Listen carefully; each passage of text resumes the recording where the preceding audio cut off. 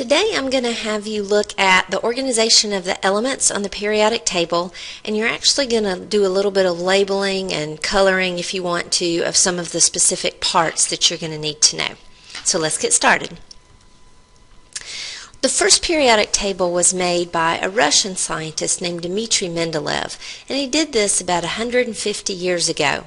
Now it's important that you know he arranged the elements by atomic mass, and that worked pretty good for most of the elements. But if you take a look, there are a few exceptions that don't exactly work, and that's what Mendeleev found too. So then in 1913, an American scientist named Henry Moseley rearranged the periodic table, and he put it in order by atomic number. Now that's the periodic table that you see in my class today. It's the one that's typically used. So what you need to remember is that Mendeleev was first, he used atomic mass. Moseley was second, he used atomic number. Now let's take a look at why the table's organized the way it is. Well, it's called the periodic law. And what the periodic law says that the properties of elements are periodic. In other words, they occur every so often.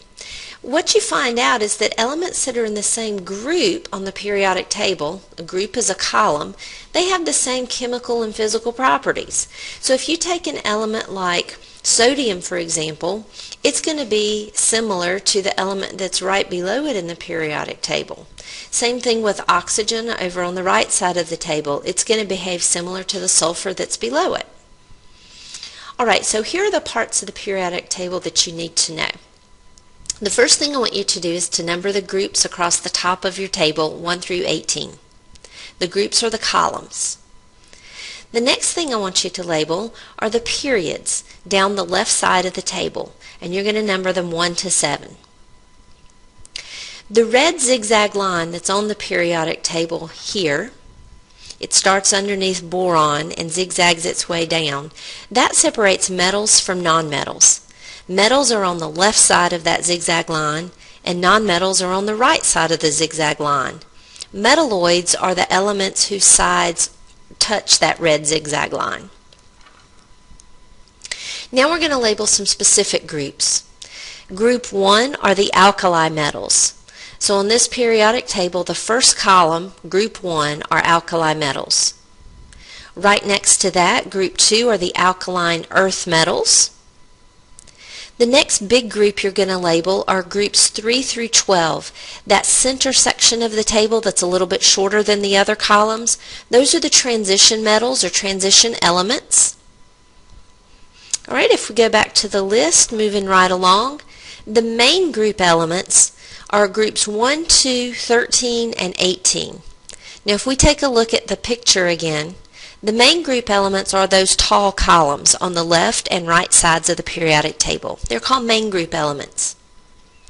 The last groups that I want you to label are on the right side of the table.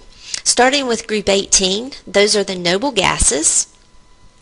Right next to that is group 17, those are the halogens.